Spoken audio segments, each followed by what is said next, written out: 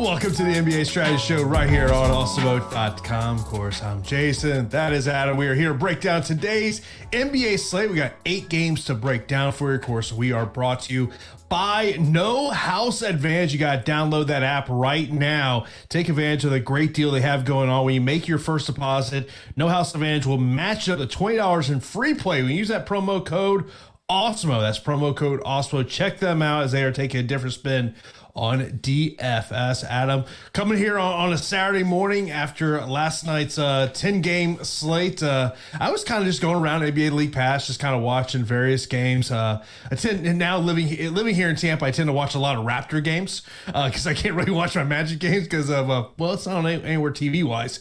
But man, every time I watch Sacramento Kings, I swear they can't protect the lead. They were up 20 in the third quarter and nearly blew it. Yeah, it's what happens when you are by far the worst defensive team in the league. It's pretty crazy how bad they have been defensively, but yeah, it's kind of a common theme with them. Yeah, I mean, when you look at some of the high scores last night, speaking of the Kings, Halliburton gained 39 points on DraftKings at a 4,800 salary. Juwan Morgan from the Jazz, 3,000, getting you nearly 30 points. Also, Theo Melodon for the Thunder, he goes out there well. And how about Hassan Whiteside coming up in some optimal lineups? Yeah, I was kind of complaining about Whiteside to friends after lock because he was someone that I didn't have confidence in doing well, but I had planned on just kind of taking shots at in tournaments. But then we got all that other value, and I was just like, yeah, okay, I don't need Hassan Whiteside anymore. Still could have used Hassan Whiteside.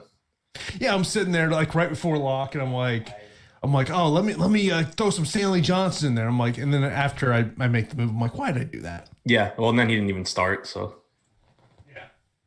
So, but of course, we're here to break this one down for you today. We got 8 games to break down for you. Let's get right into it. We got the Bucks and the Hornets. The Hornets, a +7 underdog in this one, over under in this one, 228.5. I did watch a little bit of the Hornets game last night. Of course, I think all of us were on Cody Zeller just because the price point. But let's start here on the Milwaukee side of things. Of course, they also played last night against the Pelicans. Yeah, so I mean, you have, I guess, you have to keep an eye out first and foremost for injury news or rest news here. But assuming that all the main guys are in, the pricing is still, I think, pretty efficient on these guys. There's obviously monster upside on Giannis anytime he plays. He's averaged about 33 minutes per game over his last 10. In competitive games, you're typically getting 35, 36 minutes from him, which has been really nice this year. Per minute production is down a little bit for him. Played 38.9 minutes last night. So definitely do keep an eye out and see if they happen to rest him today. But if he's in, then, I think once again, looks like a good option here against Charlotte. Let's say that Giannis doesn't play. I mean, obviously, immediately you're going to look at Chris Middleton and Drew Holiday, but who else should we be looking at if Giannis is not in the lineup? Bobby Portis, I think, would most likely get more run. His playing time has been down a bit lately, but he's someone that he actually, I don't know, that's Brook Lopez. Portis only played 13 minutes last night. You've seen him pretty much just backing up Brook Lopez lately. But if Giannis were out, I think there's a good chance that you would get more Portis playing alongside Lopez, and he's cheap and always productive when he's on the floor. In terms of the other side with the Hornets, I mean, they're overall, in terms of DFS, are a relatively cheap team to go to here. Last night, Gordon Hayward did not have a good shooting night at all. I want to say he was 12, 13, somewhere in that range. He had 11 points. But when you look at this team, LaMelo Ball is a guy that I've talked about how he's a guy that he could be a very streaky shooter. But this guy, for people who did not see the end of the game last night, basically they got to inbound the ball with 1 or 2 seconds left, and so the guy that's guarding him decides just to turn his back to him. So all he does was he threw the ball off the back of the guy's back. Game over. Yeah, he's the price point on him is really interesting right now. And Alex and I talked about it at length yesterday. And then he ended up going out and having a pretty decent game. Played close to 30 minutes, but the playing time for him is just going to be inconsistent. That's how it is. If you look over his last 4 games, for example, you have 28, 21, 22, and 30 minutes. There's nothing really unusual about that. That's just kind of how it's going to go. If he's playing well, he can get more run. If one of the guys ahead of him is playing, poorly, he can get more run, talking specifically about Graham and Rozier. If any one of the starters is in foul trouble, Ball can get more run because so many guys on the Hornets can play multiple positions. So you're just going to get inconsistent playing time. But on players like that, they become appealing tournament options, especially when they are as productive as Ball is on a per minute basis. They become really appealing tournament options. 1, when their salary decreases, which LaMelo's has, and 2, when their ownership comes down, which it has been recently. Not sure where he'll come in today, but on an 8-game slate, I assume it'll be relatively low just because of the low floor. So it's a risky option because he very easily could play 22 minutes, but you do have a fast-paced Milwaukee team. You do have a game where the Hornets are probably going to need to score a lot of points to keep up with Milwaukee. So you could use, Ball's offense out there. And, it's just a high upside guy for his price. Should note that our ownership projections are free today. Also free today is the NHL Top Stacks tool, so be sure to check out that over there at Awesemo.com. When I was watching this game last night, Terry Rozier and Devontae Graham were guys that, look, if they're open at 3, they're gonna chuck it up. There's no question about it. They're not afraid to shoot the ball. You look at Cody Zeller now, 4,500 over on DraftKings. On FanDuel, he's 4,900. Still a relatively cheap price for him, but is that price getting up to where you say, you know what, maybe I want to go somewhere else at the center position? I still think he's a good value. I think it's more or less the same equation as it was last night, where he's a really good point per dollar value, obviously a little bit worse tonight since he is more expensive, but this is someone that's averaged a little over a fantasy point per minute going back to last year, and he played 28 or 29 minutes in his first start. Yesterday he only played 26 minutes, but he did pick up his 3rd foul with 8.5 minutes to go in the second quarter and then sat the entire rest of the quarter. So he was on his way to playing a lot more than 26 minutes yesterday. If you get him, if he stays out of foul trouble here and you get close to 30 minutes at 4,500, he's very likely to give you 30 to 35 fantasy points. It just then comes down to what does his ownership look like and what value ends up being available at other positions, because with roster construction being what it is, center is the one spot where you can obviously roster fewer players than at other positions. And so when you get someone like Cody Zeller getting a lot of ownership, it's a little bit like when a guard gets 30% ownership, obviously you can say, well, he's 30% owned, and if he doesn't do well, 30% of the field fails. But when you get a center getting that kind of ownership, there's a little bit more to it, because you can say, if I go away from this center, my build's just going to be entirely different than 30% of the field. And so that's where, you kind of have to balance still between point per dollar and ownership on someone like Zeller. But I do think he's still one of the better point per dollar options at this price. Of course, if you have any questions on these games for Adam, hit us up right there in the YouTube chat, also in our premium Slack account. So I got both of those up here on the screens here in my office. We'll get to these questions as we do go on. We'll move on to the next game, which is Portland and Chicago. Chicago, a 2-point favorite in this one. The over-under is 231.5. Of course, before we get into this one, be sure to smash that like button right here on YouTube. Of course, you're not subscribed to the channel, you got to hit that subscribe button, notification bell, as we have shows all day long for you. Coming up this afternoon at 4 p.m. each time, we'll have the NHL Strategy Show. Then, of course, starting at 6 p.m. each time will be Deeper Dive, and then live before lock as E. McIntyre gets you ready for tonight's NBA game. Of course, when we talk about Trailblazers, obviously it's a team of, the guys that are not in the lineup. You look at the guys that are out: McCollum, Nurkic, Jones, Collins, and Robert Covington is a game time decision. Over on the other side, Wendell Carter, he's out in this one as well. So how's your lineups looking when it comes to the Blazers? Obviously, we've known the injury situation with this team now for a while here with McCollum and whatnot, but how are you viewing Damian Lillard in this spot? Yeah, I think this should just be one of the most appealing games on the slate in general, and it starts with Lillard. He's been relatively disappointing, I guess, in the games without McCollum this year, but in those 4 games, he's still averaged 1.43 DraftKings points per minute, 34% usage rate, 39% assist percentage, almost 37 minutes per game. The reason I say relatively disappointing is if you go back to his games without McCollum last year, he was averaging like 1.6 DraftKings points per minute. The point being, though, that he's clearly going to play big minutes. He's going to be essentially the entire offense. And now you get a really good matchup against the Bulls as well. One of the faster teams in the league, also one of the least efficient defenses. So really, really like Lillard. Want to get back to him here. On FanDuel in particular, his $9,700 salary is really cheap. 10-6 on DraftKings is fine as well, but at least at that price point, you're competing with guys like Giannis and some other payoff spots. The Robert Covington news will be huge because with Derrick Jones Jr. out, there's already, around 30 minutes opening up in the starting lineup. If Covington remains out, then you should get Carmelo Anthony starting again. You'll most likely get another Gary Trent start as well. And then maybe Rodney Hood joining the starting lineup. So big news there on Covington. You had Carmelo Anthony play 38 minutes last game. Gary Trent also played 38 minutes. Rodney Hood only played 20 off the bench. Anthony Simons played 28. So I think that if Covington is out, it opens the door for one of Hood or Anthony Simons to step up and play more minutes as well. I know sometimes we sometimes find ourselves when a starter is out that we go look at the value plays on a team in this situation, Portland. But I mean, you look at a guy like Rodney Hood, 3,800 on DraftKings, Anthony Simmons 4,400. Obviously you can go up to Gary Trent Jr. at 5,200. Is that just something you're going to look at the ownership and decide whether you truly want to go there?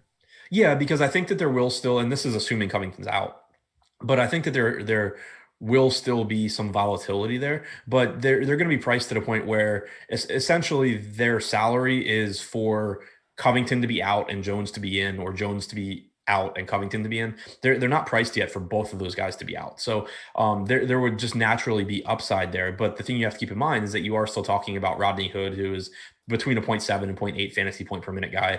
Damian Lillard is going to be on the floor almost the entire game, and he's going to be the entire offense. So it's not like you're going to have a lot of offense going to either of Hood or Simons.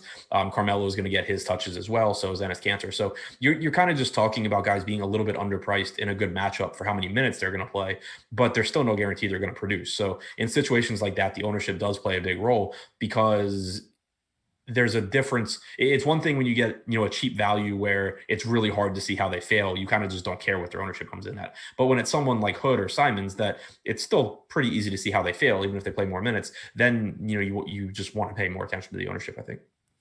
Of course, looking at the Bulls, obviously it all starts with Zach LaVine, 8,800 on DK, 9,000 over on FanDuel, and then it's a pretty dramatic drop-off to everyone else. The next highest on DK, Kobe White, 6,900, and over on FanDuel, Lauri Markkanen at 6,500. Yeah, I think LaVine looks great here. Portland, a pretty bad defensive team as well. Chicago, I guess, hasn't played in a really long time. The last game that I can find on popcorn machines from the 25th. So, really rested Chicago team. It looks like their last game was the 25th against Boston. So we've got, LaVine playing 35, 36 minutes in most competitive games this year. He's averaged about 1.25 DraftKings points per minute. Kobe White, the other guy that you can typically count on for big minutes.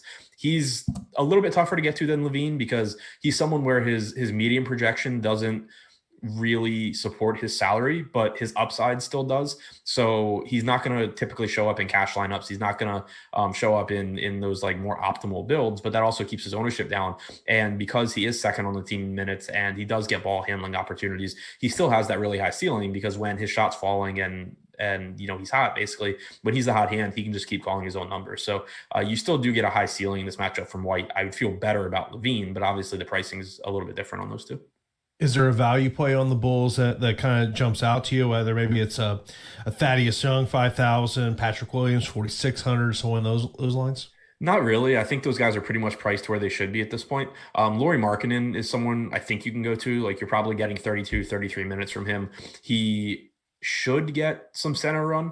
Daniel Gafford's been starting, but Markkanen's been closing at center. So I'm expecting you get that, and that does typically lead to more productive minutes for him. One issue for him will be that he's probably, even though the rebounding numbers for him go up when he's playing center, this is a tough matchup for him to get them. Enes Kanter should just abuse him on the boards, which actually makes me like Kanter on the other side. But for Markkanen, I think the price point's reasonable considering that he should get center minutes here.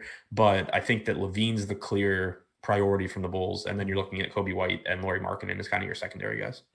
Of course, when you want to know the projections we have for these players, you got to sign up for an Awesemo Plus weekly pass for $29.95. That gets you content for nearly every DFS sport out there. And if you just want an NBA pass, you get NBA weekly pass for $16.95. Start guessing, start winning. Join Awesemo Plus today. All you got to do is go over to awesemo.com. Right there on the left-hand side of the screen, you'll see Awesemo Plus, and you can sign up right now for a Awesemo Plus membership. Get an NBA pass for $16.95. Of course, you can always check out Adam's Deeper Dive column, which is free all season long. So you got to check out that for some of those plays that he labels out there. Next up, let's move over to Sacramento and Miami. And Miami, it's the same thing we talked about last Saturday. The injury list here. I feel like the injury list is just about as big as the roster. I think there's more guys on the injury list that actually are not on the injury list.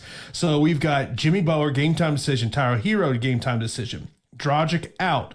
Iguodala, game time decision. Vincent, game time decision. Bradley, game time decision. Silva, Harkless Center, all out. Haslam, game time decision. Yeah, so obviously kind of difficult to talk about this team with too much confidence right now. If everyone is in, then it takes value away from everyone basically. Like if Butler's back, Hero loses value. If Hero and Butler are both in, Kendrick Nung loses value, etc. The one guy who's going to be pretty constant here, I think, is Bam. It's just a matter of sort of exactly how good is he, because it's a great matchup for him against the Kings. His price tags come up a little bit, but he sees more he sees more ball handling, more playmaking opportunities when Butler is out. If Butler and Hero were both out, then Bam looks even better. So I think Bam is the best play from Miami, kind of regardless of who is in or out. It's just a matter of to what degree. Like if Butler and Hero are both out, Bam starts to look like one of the best plays on the entire slate. Whereas if they're both in, he just kind of looks more like a secondary tournament option. But like if you assume everyone's in, Jimmy Butler hasn't played in a while, so I assume he's not coming right back and playing 36 minutes. If he did, then he'd look pretty appealing at 7,300, but I don't expect that to be the case. Tyler Hero played 32 minutes against the Clippers on whatever day, Thursday. Yeah, Thursday. But he's priced up. He's basically priced for Butler to be out. Kendrick Nunn is priced for Hero or Butler to be out. So there's a lot that really hinges on those two in particular, outside of Bam, basically. You mentioned I watched a lot of the Kings game last night. I mean, defensively, we can talk about how bad they are defensively, but obviously Hassan Whiteside was obviously the story last night of what he is. I mean, he's now 3,200 on DK or on FanDuel. He's 4,000. Harrison Barnes, I want to say he was 4 for 7 from 3-point last night. So what's your thoughts on the Kings tonight? Yeah, so this is another one where obviously you'll want to keep an eye out for injury news, because Hassan Whiteside had missed some games and was quote unquote on a minutes limit. Possible, I guess, that we get him resting here, but assuming everyone's in. So my thoughts on Whiteside are exactly the same as they were yesterday in the deep dive. There's no guarantee that he even gets meaningful minutes, because we see Luke Walton switch up his rotation so much. But my guess is that you're getting essentially the backup center minutes for Whiteside, which typically is going to be 14 to 16 minutes with the potential for a little bit more, especially if Holmes is in foul trouble. For someone at 3,200, you're just not going to find the per minute production that Whiteside offers. So it's kind of like the even cheaper version of like LaMelo Ball, for example, where the minutes are going to be volatile. Whiteside is really never going to play more than 20 minutes, you wouldn't expect, but he produces over 1.2 fantasy points per minute when he's on the floor, and there's just nobody else around $3,000 that gives you that same kind of production. So it naturally is going to make Whiteside an interesting tournament option, assuming he's not getting much ownership. Outside of that, Tyrese Halliburton is interesting. Before the Kings game 2 games ago, Luke Walton had talked about wanting to change up his rotation. He didn't really say what he was referring to, but what we've seen in the 2 games since is he's gone back to hating Marvin Bagley and not closing Bagley. Halliburton has closed both of those games. I think that I don't even think it's really an indictment so much on Bagley as it is that Halliburton's really good, and Halliburton should be in these closing lineups. And then you kind of just think about, okay, well, who's getting kicked out? Like if Halliburton's going to close, who gets kicked out? De'Aaron Fox, we know, is closing. They're closing with one of the centers normally. Maybe tonight they could go with Bagley, but he's such a liability defensively. Like, I don't think you're going to say, oh, well, Bam Adebayo is not the biggest center. Let's put Marvin Bagley out there. He's going to get destroyed. Like, you're better off having Holmes. So you assume Holmes is ahead of Bagley. Hield, you you could kick out, but you're probably not. And then Barnes is going to close. So, or normally going to close. So it's kind of just that I think Bagley's the odd man out if they are going to close Halliburton more often. And I think that Halliburton closing more often makes sense. And it seems like maybe it's a decision that Walton is intentionally making. So there is still that risk on Halliburton because if he doesn't close, coming off the bench, he's only playing 24, 25 minutes, but we have seen him close 2 games in a row. He is still cheap and he's good. So I think that it's a pretty favorable price point for him at 4,900. Yeah, David mentions in the chat 4,900 for Halliburton. He views that as a lock. Price wise, I mean, it's such a potentially a great value. As you mentioned, does he get those points that you're expecting? Another question we got in the chat was about Kendrick Nung, 6,200 on DK.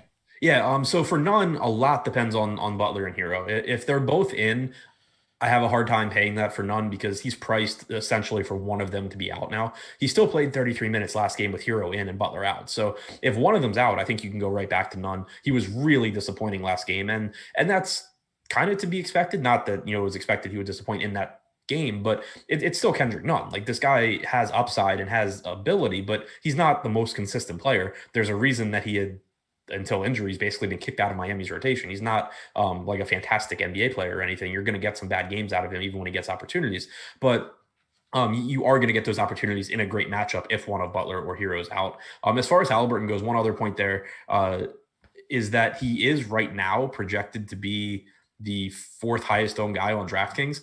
It's not so much that I don't think he deserves a lot of ownership, because if you're going to get 30 plus minutes out of him, he does. But it is another situation where not only do you have the production volatility where like guys just have bad games sometimes, but you do have minutes volatility here with Halliburton as well. So you have 2 different ways for him to fail. That is something that always just gives me a little bit of concern when someone's getting a lot of ownership, because he can fail because of Luke Walton, and he can also fail just because he has a bad game. You mentioned about how much you like Bam Bio, obviously over on DraftKings center position, but on FanDuel, power forward eligibility. Do you prefer him on one site as opposed to the other? Yeah, prefer him on FanDuel just because he's a power forward, and that's always an easier position to fill. So yeah, I mean like if Butler and Hero are out, I don't really care what position he plays. I just love him. You'd still prefer him on FanDuel, but I like him everywhere. If they're both in, he's going to be a lot easier to roster on FanDuel because he's going to look a lot more marginal on DraftKings when you factor in the opportunity cost. Next up, we have got Houston and the Pelicans. The Pelicans, a 1-point favorite in this one. The over-under is 223.5. Of course, you can always check out the betting lines over at Awesemo.com, part of OddsShopper. You want to check out where you want to place your bets, whatnot. That is a great place to go over there. Of course, they're coming off that win last night against the Bucks. They only played 8 guys in the rotation. No JJ Redick in terms of this one, but of course, Brandon Ingram, 8,100 on DK. He's 8,300 on FanDuel. Zion, 8,400 on FanDuel, and he's 7,400 on DK.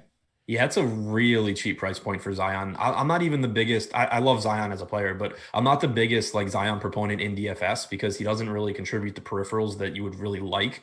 Like when someone can score like Zion can, they should be like a 9K player because they do other stuff, but Zion doesn't do a lot of other stuff. And so you get some of those empty like 30 actual point, 38 fantasy point type games, but he's priced for that, like no doubt about it. So he's as cheap as he should not be this cheap. I don't think he's going to play 34, 35 minutes, assuming this game's competitive. He's averaged about 1.15 DraftKings points per minute this year. That just makes him grayed out as someone that projects really well at his salary. And then if he does happen to run into more peripherals than usual, he's just going to blow his salary out of the water. So I think Zion looks great. Brandon Ingram looks good as well.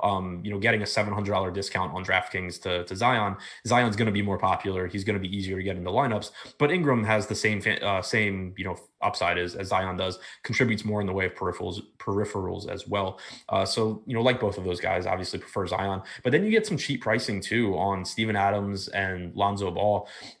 Houston with Christian Wood back is pretty much playing a center 48 minutes. You don't have a whole lot of risk of Houston going small. And so I think Steven Adams should be on the floor a lot. Had a 20 rebound game last night.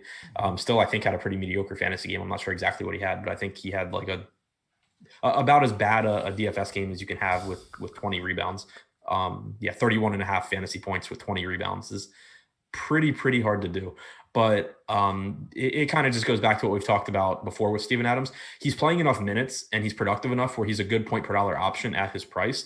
It's just that you have to be making sure that you are using that value to get high upside guards and high upside forwards if you're doing that, because you're giving up 50, 60 fantasy point opportunity at center for a guy that is just not going to score more than 30 or 35 fantasy points very often.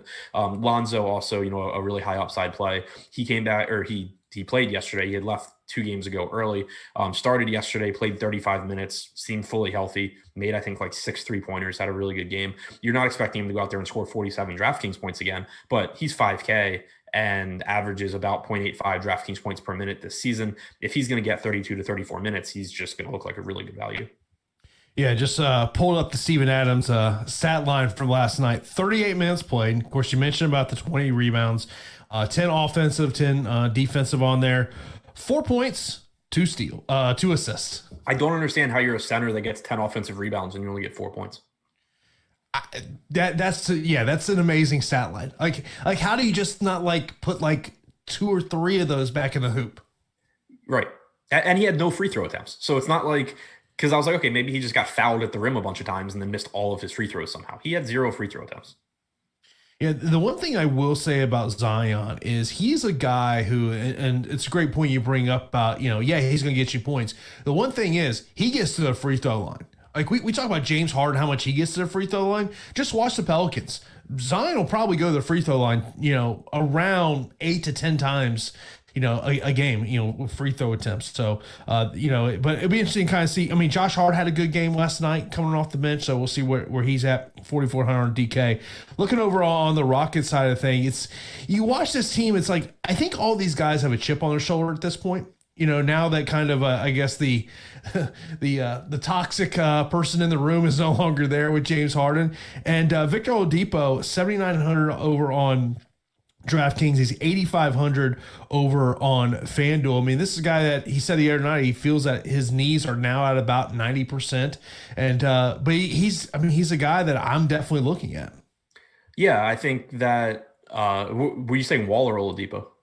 Oladipo. Okay, 6. I'm definitely looking at both of them. But yeah, I mean, for Oladipo, I think he's priced up a little bit here just because he played, the games without John Wall, where he essentially was the point guard, and you're going to get, and Christian Wood was out too. So he's a little bit overpriced as far as his median projection goes, but you still get a lot of opportunity for him. He played another 37 minutes last game against Portland. You can kind of count on 34, 35 with the upside for more. And I don't really think his situation as far as usage and assist opportunities is all that different in Houston than it was in Indiana, where he was playing with Malcolm Brogdon and Domantas Sabonis. Brogdon's going to handle the ball a lot in Indiana. Wall's going to handle the ball a lot now and be the primary playmaker. You have a high upside or a high usage center in Christian Wood or DeMarcus Cousins, whoever's on the floor, but they're not, it's not any different than Domantas Sabonis. So I think you still can get similar production from Oladipo as you were in Indiana, where he was averaging about 1.16 DraftKings points per minute. So if you're going to get 35 minutes from him, I still think that there is upside for him at this price point. The thing that makes it tough to prioritize him is you don't even have to leave this team to find a guard that is more underpriced. And you have John Wall at 6,800. Wall played 30 minutes against Portland. He had been limited the previous 2 games. He played about 20 minutes 2 games ago, played 3 games ago, played 24 minutes against Washington 2 games ago in a game where he said that he basically negotiated his way into 24 minutes. And then he got up to 30 minutes against Portland. So I'm not comfortable saying that Wall's coming back and playing 37 minutes like he was at the beginning of the year. But at the same time, getting 30 minutes to the point Alex made on the show yesterday, once guys start playing 30 minutes, they're not really that limited. There's a pretty good chance you're getting at least 32 to 34 from Wall here, and he's just priced down pretty drastically. So I think Wall really stands out as a core option here. Oladipo more of a secondary tournament option. And the same goes for Christian Wood, who obviously produces at a high rate. He can still pay off his salary pretty easily. The thing that concerns me a little bit about Wood is that you're not seeing yet, at least, DeMarcus Cousins play alongside him. It's something Steven Silas and Christian Wood both said that they wanted to do more of, but anyone who's played NBA DFS for a long time or for any amount of time knows that there's a big difference between what basketball coaches say they want to do and what they realize they actually can do. And so, again, you had Christian Wood play 32 minutes against Portland. You had DeMarcus Cousins play about 11. So they didn't even play the full 48, but they didn't play any minutes alongside each other. Could they tonight against Steven Adams and Zion? Like, yeah, they could. I'm not real confident that happens. And until we see it happen, it's hard to expect Wood to play more than 32, 33 minutes, whereas his price is still expecting him to play 36 or 37. Yeah, I was going to mention that about Cousins. 6,800 on DK, 6,500 over on FanDuel. It's like, I think, like you mentioned, 11 minutes his last time out. Do you trust Steven Silas to give you a good run of Cousins at that price point? Yeah, I mean, the one thing that I'm thinking here is it would make sense in this spot because you have Adams and you have Zion, which is a front court where the two of them can definitely be out there. But the third piece is that you also have Brandon Ingram on the Pels. And so you could have PJ Tucker deal with Ingram, potentially. But the other thing is, like, do you really want one of Wood or Cousins dealing with Zion? Like, you'd rather have PJ Tucker there too. So I'm not confident that it happens. I think that there's a decent chance it happens. But I'm not going to put too much weight into the fact that it could happen. Yeah. Of course, if you want to get all the latest news, you got to follow us on Twitter at Awesemo NBA. Also, you got to follow our man News God at News NEWZGOD _ DFS. He's always tweeting away with the news and notes that's going on to help you get ready, prepare for your lineups. Of course, he's always in our premium Slack account. Of course, also be sure to check out Adam's deep dive article, which is free this season to prepare you for the slate. He's definitely a must read to help you figure out who you want to put in your lineup tonight. We'll move on to the next game, and we got Memphis and San Antonio. Memphis, another one of these teams that has been hit with COVID and various injuries. You look at the players that are out for Memphis tonight: Valanciunas, Allen, Winslow, Jackson, Tilly, Porter, and McDermott, all listed as out. So obviously that leaves Ja Morant at 7,100 on DK, 7,900 on FanDuel. Yeah, so you get this Memphis team, hasn't played in a while. Valanciunas still out. The price tag on Morant looks great. My only concern with Memphis in general is what sort of minutes restriction are these guys on? We've seen teams kind of struggle when they have missed a bunch of time due to COVID. The Grizzlies haven't played since the 18th. Morant played 34 minutes in that game. How many minutes does he play tonight? I don't really know the answer to that, but until we get news, I'll at least assume he's playing 32 minutes. Valanciunas being out opens up more usage. We know Jaren Jackson's still out as well. So you're getting a pretty low usage starting lineup minus Ja Morant. He should be doing essentially everything offensively and looks like a really, really good option. Looking at the value plays on Memphis with all these guys now out, who are you looking at as potential targets? Xavier Tillman right now projected to be the highest owned guy on the slate, and I think that's for good reason. You had Valanciunas out in that game on the 18th as well. Xavier Tillman started. He played 29 minutes. He's close to minimum salary, and on DraftKings he also has power forward eligibility, which is really useful. Kind of like the point we were saying with Cody Zeller, where it's like he's a good point per dollar play, but it takes up your center position. Obviously doesn't apply here to Tillman. Power forward on FanDuel as well, though he is 4,600, but expecting you get 28 to 30 minutes out of him. He's going to look really good. There should be plenty of usage there for Dillon Brooks. You should see more usage for Clark and Anderson as well. But I think it's Morant and Tillman that stand out as the top two guys. Looking over at the Spurs here, Derrick White is game time decision with a toe injury. LaMarcus Aldridge, who by the way is 5,400 on DK, 5,900 on FanDuel, had an awful night last night.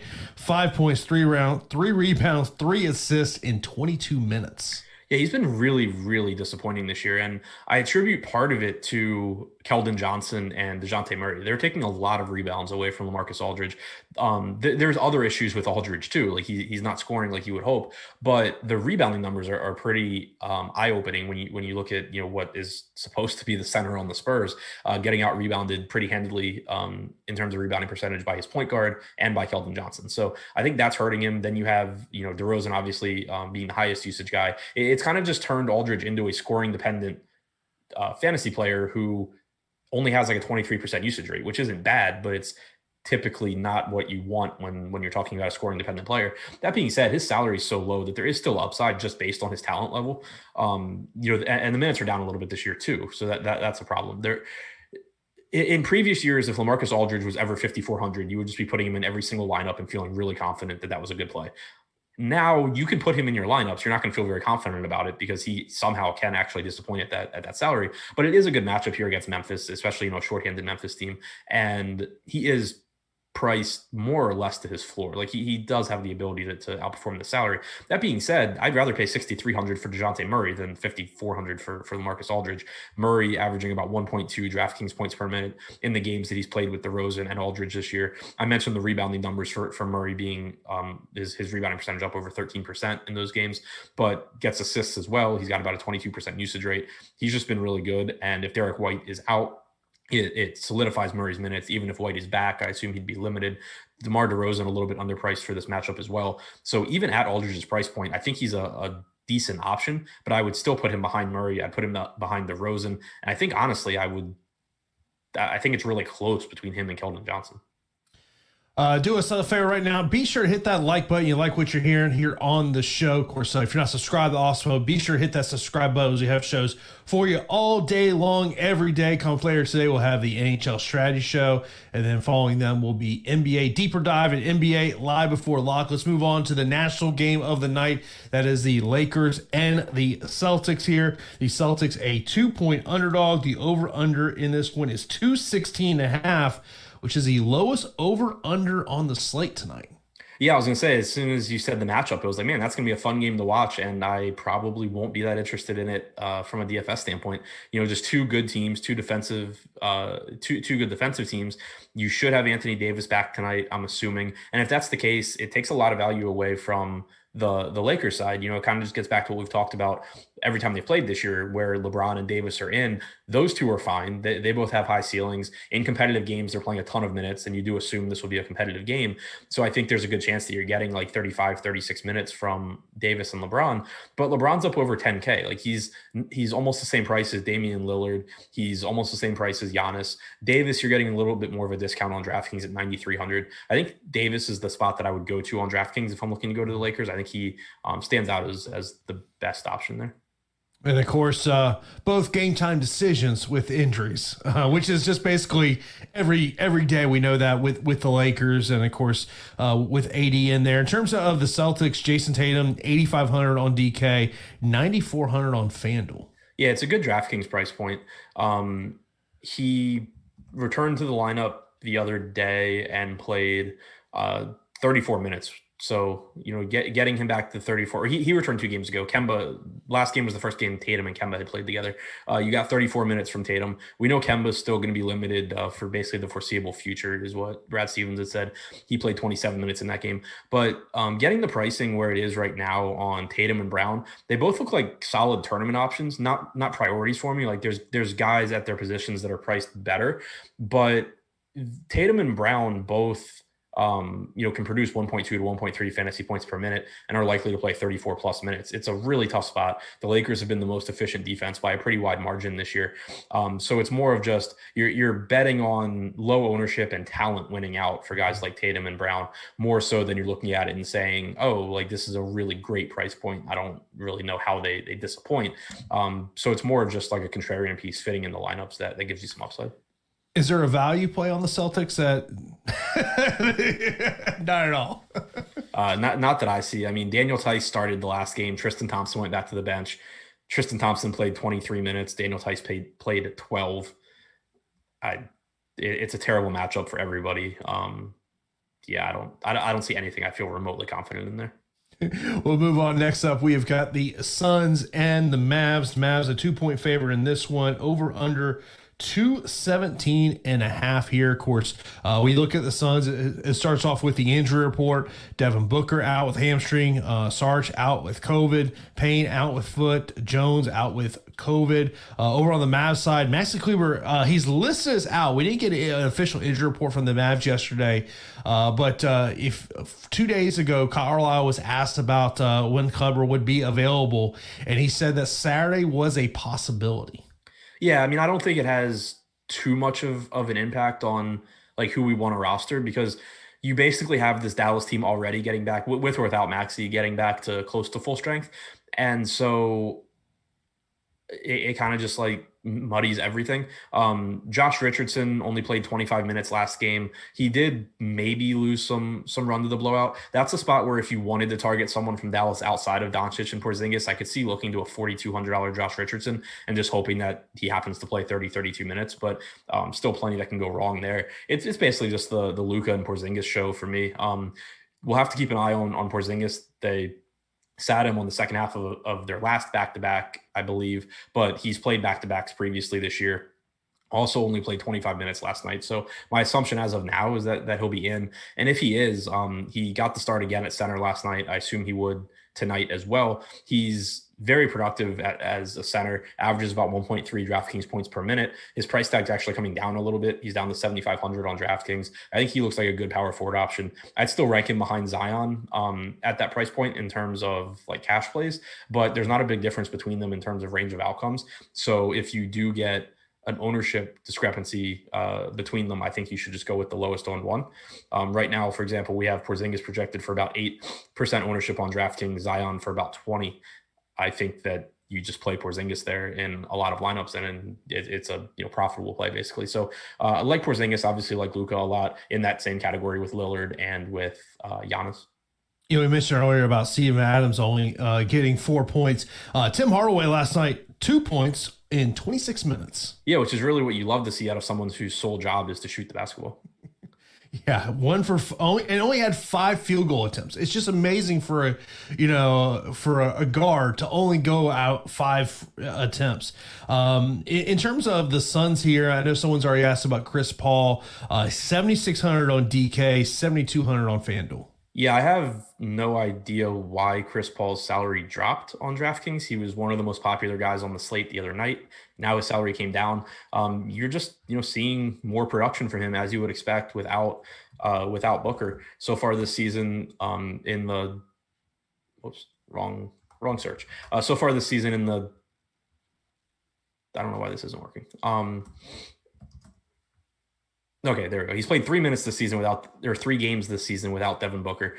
1.25 DraftKings points per minute, but 28.9% usage rate, 41.9% assist percentage. And, I think that's to be expected. Like the only really high usage options now are Paul and then DeAndre Ayton. And so you're seeing Paul get that uptick there. Dallas, a decent matchup, and the price I think is just really affordable for him, especially without Cameron Payne as well, making it more likely that he does get those 33 minutes. What's your thoughts about DeAndre Ayton at 7,800? Yeah, I think he's a good option as well. You've seen Rudy Gobert absolutely dominate this Dallas front court the last couple of times that Dallas has played, and Ayton gets a bump without Booker as well. Also without Saric, it helps to solidify Ayton's playing time. You got 23 minutes from Ayton against Golden State, but he dealt with some foul issues, didn't play at all in the fourth quarter of that game. You're typically going to get 34 minutes from him as long as this game's competitive. In the games that he's played without Booker so far this season, he has averaged 1.02 DraftKings points per minute, only a 20% usage rate, but I would think that over more games you see that come up. He was 24% usage guy last year. I don't really think that taking Booker off the floor is going to actually hurt him long term. So with his salary where it is, I still like Ayton too. Of course, this is the NBA Strategy Show right here on Awesemo.com. If you ever miss our shows, they are available, a part of the Awesemo Podcast Network. So maybe you miss a strategy show in the morning, you're driving around town in the afternoon. All you got to do is hit that subscribe button, go to Awesemo.com/podcast to check out all the podcast feeds that we have, and leave a 5-star review on one of our podcasts for a chance to win a free month of Awesemo Plus Platinum. Good luck. Once again, Awesemo.com/podcast to listen to our shows, a part of the Awesemo Podcast Network. Now, the final game of the night is the Pistons and the Warriors. The Warriors a 5.5 point favorite. Over under in this one, 224.5. We'll start over on the Pistons side of things. Jeremy Grant 7,800 on DK. DeLon Wright 6,600 over on FanDuel. Grant 7,800 and 6,100 for Wright. Yeah, it's a pretty nice price point for Jeremy Grant. And, it's still, it feels gross to pay it. And I don't think it's quote unquote optimal when you have Zion available for less money, for example, and Porzingis for less. Like I'd rather go to either of those guys. But you really can't sleep on how good Jeremy Grant's been this year. He's basically maintained his true shooting percentage from last season, despite adding like 8 to 10 points of usage. He's averaging over 36 minutes per game. Golden State plays at one of the fastest paces in the league. Grant looks like a good option here that I'd be happy to get to in tournaments. Behind that, it gets kind of tough. Like Blake Griffin finally had a good game the other day, but those have been pretty few and far between this season. Mason Plumlee is, I think, a pretty good option. He dealt with some foul trouble against the Lakers, still ended up playing 27 minutes. I expect that you're getting around 28 minutes from him again here. A little bit more expensive than Cody Zeller, but similar type of play where you're expecting 30, 35 minutes at a pretty, or 30, 35 fantasy points at a pretty inexpensive price tag. So I think Grant's the guy that I would look to first, followed by Plumlee. Derrick Rose, again, only played 20 minutes last game, which is obviously a problem. He is only 5K, and if he happens to get 26 minutes, he's probably one of the better 5K plays on the slate. There's nothing suggesting he's going to, other than he does sometimes. Like there's nothing suggesting he's going to in this game. We know it's in his range of outcomes, though. Looking over on the Golden State side, you got Steph Curry, 9,700 on DK, 9,400 on FanDuel. Then you got Wiggins, 6,300 on DK, 7,000 on FanDuel. Yeah, I think the DraftKings price in particular on Curry, or the FanDuel price too at 9,400, they're both good. It's kind of a matter of what do you have to sacrifice to get from Curry to one of the like 10.6 guys, whether it's Dame or Doncic or Giannis? Because I think all three of those guys you can expect to outperform Curry, but you do have obviously a 1.4 fantasy point per minute guy that's going to play around 34 minutes. Assuming this game's competitive, Detroit's been bad defensively this year. There's no reason not to like Curry here. It's kind of just how much you have to sacrifice to get to a little bit better option, like Doncic or Lillard. Draymond Green's only 5,100 on DraftKings. He's been pretty awful from a fantasy perspective. You're expecting him to get around 30 minutes. The usage has been down. The rebounding numbers are down. The assist numbers are really the only thing that looks good for Draymond, but he is still pretty inexpensive. So not the end of the world if you land on him. Wiggins and Oubre, both kind of secondary, relatively high upside options. Oubre has certainly had his share of struggles this year shooting the ball, but I expect that will turn around at some point for him. We have a long track record of who he is in the NBA. It's not who he is right now, probably dealing with some confidence issues and all that, but you can only factor that into your DFS projections to, so much. So I think that Oubre is still someone that has a pretty high ceiling based on what we know he can do, but he's not really at a discount right now either. Of course, if you do have any questions, get those in right now. We'll get those in before the end of the show. In terms of value plays on the Warriors and the Pistons, is there one player that sticks out above all? If you're looking to value, I think Weissman would be the guy that you're most likely to gamble on.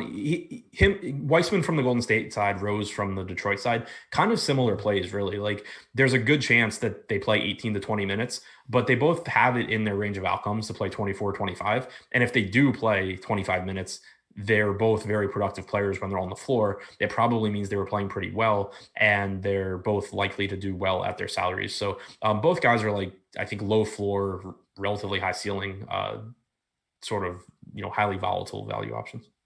We mentioned about some of the options we're seeing in terms of high ownership. I just want to pull up the ownership here. We'll kind of go over what we're seeing right now in terms of who are the guys that are getting the most. I mean, of course, we mentioned about Xavier Tillman. I mean, obviously the price point, but man, you're talking when you're approaching that ownership level. I mean, man, that's a huge number. Yeah, the thing is, though, it's getting guys down around that minimum salary is just so valuable. Like if you have a guy at 3K compared to a guy at 4K, the percentage difference there is so big compared to when you have, like an 8K versus a 7K guy. It just helps you get so much more into your lineup, and you're taking on a lot less risk, because when you factor in what a $3,500 player lets you get at other positions, even if that player does disappoint and only gets you like 20 fantasy points, it obviously kind of puts you a step behind, but you still have the ability to make up for it because you were able to get higher upside guys into your lineup. Whereas when you roster like really popular 6K guys, and they disappoint, you're just at a pretty big disadvantage. So I'm a lot more willing to just roster highly owned minimum salary guys and hope for the best. Yeah, I mean, looking at some of the players that we're seeing under 10%, I mean, Chris Middleton's someone to pay attention to, but, if for whatever reason Giannis doesn't go tonight, we know that ownership is going to skyrocket with him. Porzingis, he's under 10%, but the question is, do they play him on a back-to-back? And maybe, someone like Carmelo Anthony, who could get a little bit deeper runs tonight, someone to pay attention to. Yeah, I think also as far as the sub 10K guy sub 10% guys, Enes Kanter didn't really talk about too much when we talked about Portland, but other than mentioning, I think he wrecks them as far as rebounding goes. Obviously, center position is tough to get to, but I think he's at a favorable price point. You also have Ayton sub 10%. Steph Curry sub 10% is really interesting because I fully agree that he's not the quote unquote best play on this slate, that you want to get to those 10K guys, but you also could save, let's say, $900 and go to Zach LaVine in a great matchup. But if that's going to force his ownership this low, and you're talking about someone that literally can go score 60 actual or 60 actual points, not that it's likely, but he's literally already done it this year. That kind of upside at sub 10% ownership is always hard to come by. Bam, another really high ceiling guy. Anthony Davis. It kind of just looks like, and it makes sense from a roster construction standpoint, the best approach is going to be to get to one of these mid 10K guys, and it's going to kind of force you out of that 9 to 10K range. And I think that's driving ownership down on these guys like Curry, like Bam, like Davis, that can get 60 fantasy points. They're not as good a play as your Dame, Doncic tier, but they still have that upside, and they're not really getting ownership at all right now. David in the chat asked about Pat Connington on the slate here today, who's 3,200 over on DK. Hadn't thought about him at all. He played 20 minutes yesterday. I mean, he would get more run if Giannis is out, probably, maybe. But yeah, I mean, he got 20 minutes yesterday. Part of that was because DiVincenzo was taken out 15 seconds into the second half, or a minute into the second half as well. Of course, NBA Deeper Dive will be later on today at 6 p.m. Eastern Time. And then, of course, Live Before Lock will be at 7 p.m. Eastern Time. That is going to do it for the Strategy Show. Of course, be sure to be following us on Twitter at Awesemo NBA for all the latest news and notes. It'll help you get ready for tonight's slate. So that is going to do it for this edition of the NBA Strategy Show right here on Awesemo.com.